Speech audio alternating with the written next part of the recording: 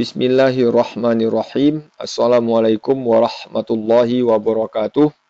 Pada video kali ini kita akan membahas tentang mikroskop. Kata mikroskop berasal dari bahasa Yunani yang terdiri dari kata mikro dan skopein. Mikro artinya kecil, skopein artinya melihat.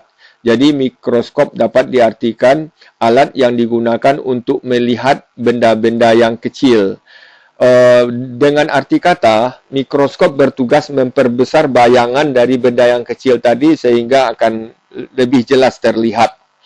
Mikroskop terdiri dari lensa positif. Jadi kita lihat terlebih dahulu lensa positif. Lensa positif memiliki ruang-ruang tempat benda. Ini ruang-ruang tempat benda diberi nama dengan angka Romawi. Dan ruang-ruang tempat bayangan diberi nama angka biasa. Nomor tempat ruang benda ditambah dengan nomor tempat ruang bayangan itu selalu 5. Misalnya benda berada di nomor ruang 3, maka supaya jumlahnya 5, maka ruang nomor untuk bayangan harus 2. Maka 3 tambah 2, 5. Ini contohnya benda berada di ruang 1. Maka bayangan akan berada di ruang 4 tempat bayangan ini. Ruang 4 tempat bayangan itu di sebelah kiri dari lensa positif yang untuk kasus ini. Baik di sebelah atas ataupun di sebelah bawah dari sumbu utama. Itu semuanya adalah ruang 4. Jadi bisa saja benda itu nanti di bawah sumbu utama seperti ini. Benda di bawah sumbu utama di ruang 1, maka bayangannya di ruang 4. Kemudian untuk benda yang berada di ruang 2, di ruang 2 tempat benda, bayangan di ruang 3. Untuk benda berada di F2, maka jarak dari benda ke lensa itu adalah S. Jarak dari F2 ke lensa itu adalah F. Karena benda berada di F2, maka S akan sama dengan F dan bayangannya berada di tak hingga. S aksen sama dengan tak hingga. Kemudian karena mikroskop itu terdiri dari loop, maka kita lihat sekilas tentang loop. Ini loop.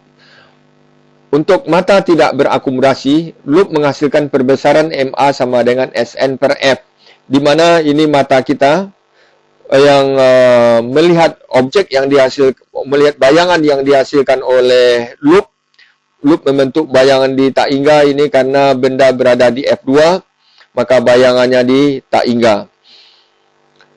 Karena bayangan di tak hingga, yang terlihat oleh mata kita adalah bayangan yang dihasilkan oleh loop. Jadi objek yang terlihat oleh mata kita di tak hingga, maka mata kita tidak berakomodasi. Untuk mata berakomodasi maksimum, maka loop menghasilkan perbesaran MA sama dengan SN per F tambah 1. Di mana mata kita ini berakomodasi maksimum. Yang kalau mata berakomodasi maksimum berarti mata melihat objek yang terdekat dari mata tersebut. Yaitu jarak terdekat objek ke mata namanya SN. Objek yang dilihat oleh mata adalah bayangan yang dibentuk oleh lensa atau oleh loop ini. Kemudian jarak bayangan ke lensa itu S aksen. Karena bayangannya maya maka diberi tanda min. Maka S aksennya akan sama dengan SN. Untuk mata berakomodasi maksimum. Kemudian kita lanjutkan dengan mikroskop. Mikroskop terdiri dari 2 buah lensa positif. Lensa positif yang pertama dan lensa positif yang kedua. Lensa ini diberi nama lensa objektif dan lensa okuler. Diberi nama lensa objektif karena dekat dengan objek. Ini objeknya dekat ke lensa yang hitam, maka lensa yang hitam diberi nama lensa objektif. Sedangkan lensa okuler adalah lensa yang dekat ke mata. Ini mata, maka lensa yang dekat ke mata ini diberi nama lensa okuler. Jarak antara objek ke lensa objektif itu namanya SOB. Lensa objektif membentuk bayangan. Jarak bayangan ke lensa objektif diberi nama SOB aksen. Bayangan oleh lensa objektif itu merupakan benda oleh lensa okuler. Jarak dari benda ke lensa itu namanya SOK. Jadi sekali lagi ini benda oleh lensa okuler dan bayangan oleh lensa objektif. Kemudian jarak dari lensa objektif ke lensa okuler itu disebut nanti dengan panjang mikroskop yang dilambangkan dengan D. Jadi D adalah panjang mikroskop. Untuk menghasilkan bayangan yang lebih jelas, maka nanti D ini, besarnya D, panjang mikroskop ini dapat diatur dengan cara menggeser lensa okuler. Jadi lensa okuler ini akan, kalau lensa okuler digeser, yang digeser-geser hanya lensa okuler, maka yang akan berubah nanti adalah SOK dan D. Sementara SOB dan SOB aksen dan SOB itu nilainya akan tetap karena lensa objektif tidak berubah, tidak bergeser. Seperti ini. Kalau ini awalnya posisi dari lensa okuler yang kita beri tanda. Sewaktu lensa okuler sudah bergeser, ini posisi awal dari lensa okuler. Dia sudah bergeser ke kiri, maka yang berubah adalah jarak SOK. Awalnya jarak dari objek ke lensa okuler, posisi awal lensa okuler ini awalnya SOK. Sekarang karena lensa okuler sudah bergeser ke kiri, maka SOK-nya mengecil, ini lebih kecil SOK ini dari yang awal. Kemudian awalnya jarak antara objektif dengan okuler yang disebut dengan panjang mikroskop itu juga akan berkurang karena lensa okuler bergeser ke kiri. Sekarang D-nya cuman ini lebih kecil dari yang awal.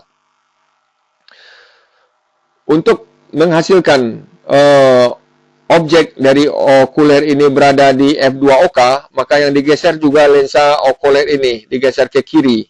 Seperti ini. Sekarang lensa okuler sudah digeser ke kiri, maka titik F2OK sudah berada di benda, atau benda berada di titik F2OK. Maka jarak antara benda ke lensa okuler SOK-nya akan sama dengan FOK karena benda berada di F2OK. Jarak F2OK ke lensa itu FOK, maka SOK akan sama dengan FOK. Dan jarak lensa juga, antara dua lensa ini juga mengecil, D-nya mengecil. Kemudian supaya objek ini berada di ruang satu dari lensa okuler, maka lensa okuler tetap harus digeser ke kiri, karena yang digeser-geser itu hanya lensa okuler. Maka sekarang objek ini sudah berada di ruang satu lensa okuler, yaitu di antara titik F2OK dengan lensa okuler itu sendiri. Sehingga jarak antara benda ke lensa okuler semakin kecil. S-nya, SOK-nya makin kecil. Kalau tadi SOK sama dengan F, sekarang SOK-nya kecil dari F. Ini F-nya lebih besar. FOK-nya lebih besar. Ini jarak dari F2 ke lensa itu namanya F. Kemudian D-nya juga mengecil. Kemudian kita lanjutkan dengan mikroskop. Pembahasan mikroskop akan ditinjau dalam dua hal, untuk mata tidak berakumulasi dan untuk mata berakumulasi maksimum. Sebagaimana yang sudah disebutkan tadi, bahwasanya mikroskop itu tugasnya memperbesar bayangan. Jadi lensa objektif harus memperbesar bayangan yang berada di sejauh SOB darinya. Awalnya benda yang tingginya H itu harus diperbesar oleh lensa objektif dan bayangannya harus nyata, karena bayangan yang dihasilkan lensa objektif harus menjadi benda oleh lensa okuler nanti.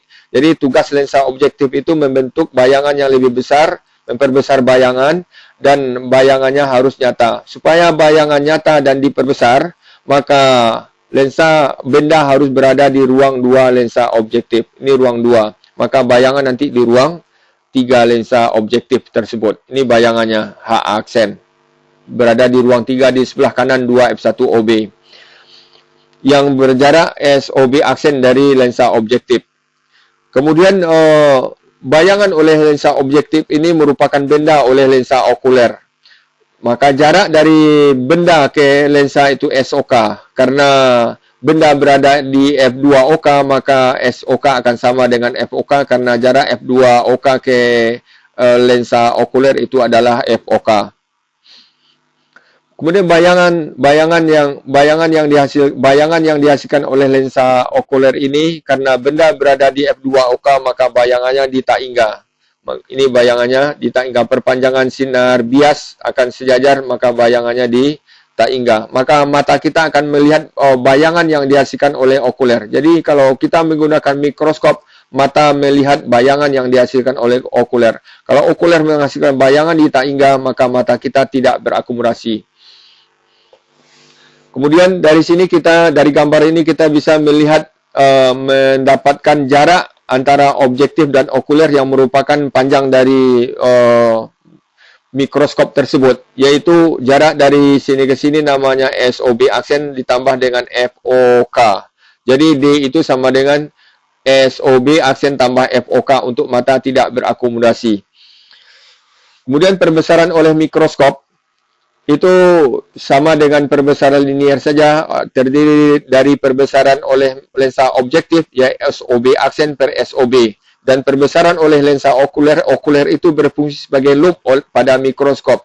Maka untuk mata tidak berakumulasi, perbesaran oleh okuler yang sebagai loop itu sama dengan MOK-nya sama dengan SN per FOK. Kemudian perbesaran oleh mikroskop tentu dikalikan aja MOB dengan MOK. Maka MA perbesaran anguler oleh mikroskop ini untuk mata tidak berakumulasi ya SOB aksen per SOB dikali dengan SN per FOK.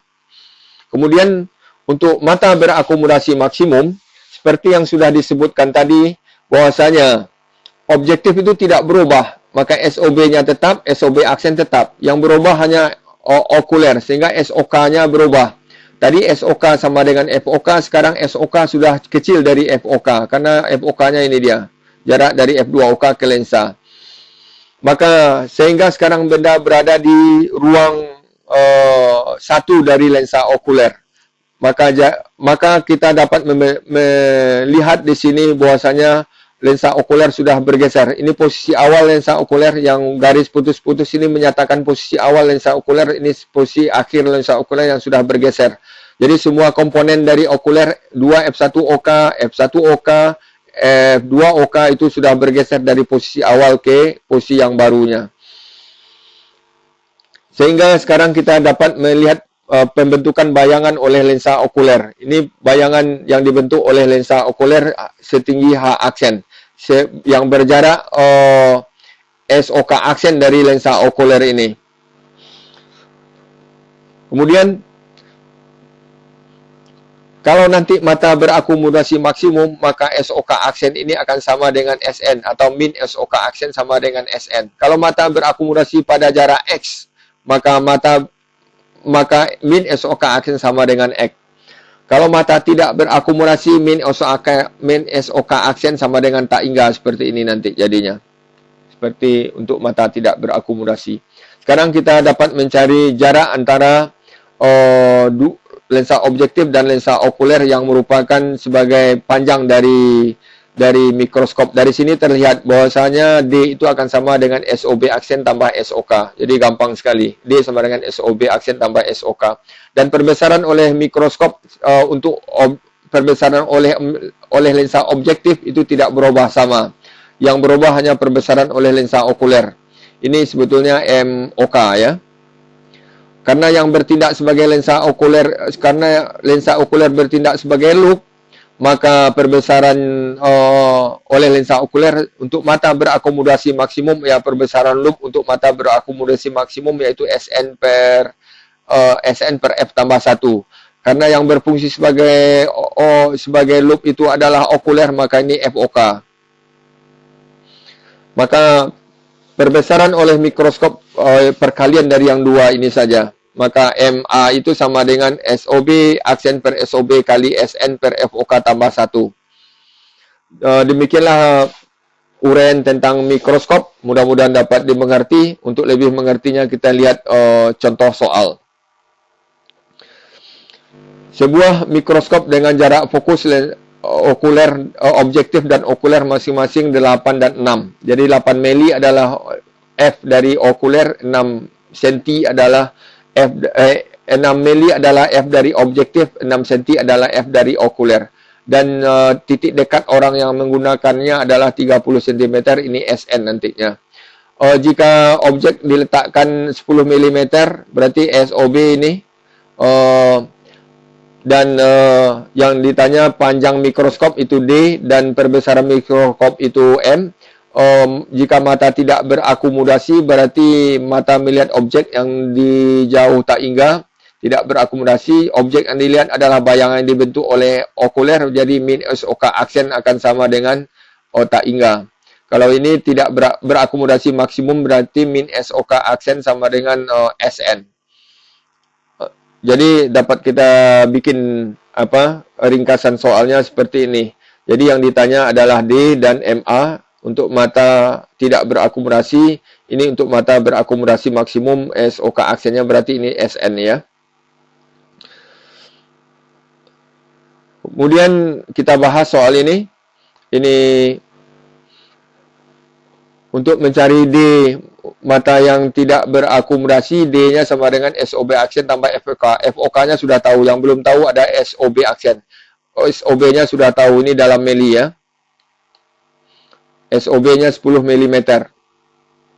Maka karena FOB-nya ada, kita bisa cari SOB aksen. Seper SOB aksen itu akan sama dengan 1 per FOB dikurang seper SOB sama dengan 1 per 8 mili dikurang 1 per 10 mm akan sama dengan per 80 aja, 10 dikurang 2 akan sama dengan 2 per 80 mm akan sama dengan, maka SOB aksennya sama dengan 40 mm atau sama dengan 4 cm.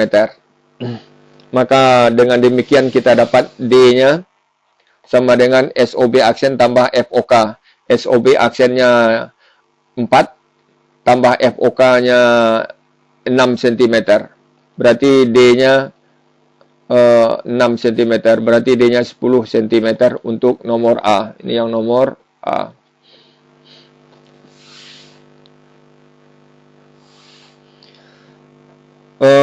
Kemudian perbesarannya.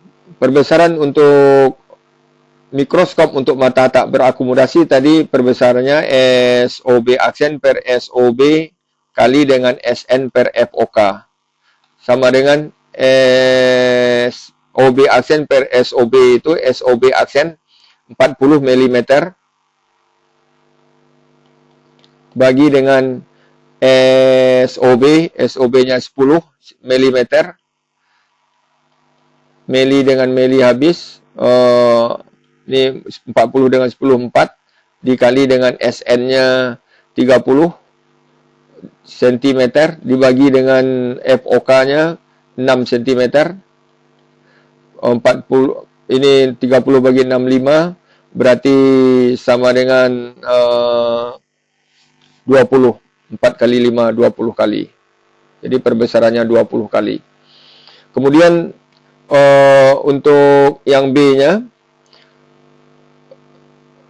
D untuk yang B itu, D itu sama dengan SOB aksen tambah SOK. Jadi SOK-nya juga belum tahu, yang tahu baru SOK aksen sama dengan FOK. Maka kita bisa cari SOK-nya. Dengan persamaan seper SOK sama dengan seper FOK dikurang seper SOK aksen. Sama dengan seper FOK-nya 6 dikurang seper SOK aksennya SN. Atau SOK aksen sama dengan min SN. SOK aksen sama dengan min SN. SN-nya 30 berarti min 30. Berarti ini SOK aksennya min 30. Jadikan per 30 jadi 5 tambah 1 per 30. Berarti 30 bagi 6, 5. Maka SOK-nya sama dengan 5 cm. Maka D-nya sama dengan SOB aksen tetap sama tadi. SOB aksennya tetap sama yaitu 4 cm. SOB aksen 40 mm atau 4 cm. SOB aksen ditambah dengan 5 cm. Berarti 9 cm. D untuk mata tidak berakomodasi maksimum. Untuk berakomodasi maksimum. Perbesarannya MA-nya MA oleh lensa objektif tetap tadi ini. Ini MA oleh lensa objektif 4 kali. Dikali dengan perbesaran oleh oleh okuler sebagai loop, yaitu SN per FOK tambah 1 tadi. Maka 4 dikali SN-nya 30 bagi 30 dibagi FOK, FOK-nya 6 tambah 1. Maka 5 tambah 1, 6 kali 4, 24 kali perbesarannya. Untuk mata tidak berakumulasi. Kemudian, jadi pergeserannya, awalnya jarak antara objektif dan okuler ini jaraknya awalnya 20, D-nya awalnya 10 cm. D-nya awalnya 10 cm. Sekarang menjadi 9 cm. Berarti sudah bergeser. Ini awalnya, ini pergeserannya awalnya 10, akhirnya jadi 9, berarti pergeserannya hanya 1 cm. Jadi delta D-nya hanya sama dengan 10 cm dikurang 9 cm sama dengan 1 cm pergeserannya. Arah bergesernya ke kiri. Jadi arah pergeserannya ke kiri dengan jauh pergeserannya 1 cm. Barangkali demikian pembahasan tentang mikroskop. Semoga dapat dipahami dan bermanfaat. Wabillahi taufiq wa hidayah. Assalamualaikum warahmatullahi wabarakatuh.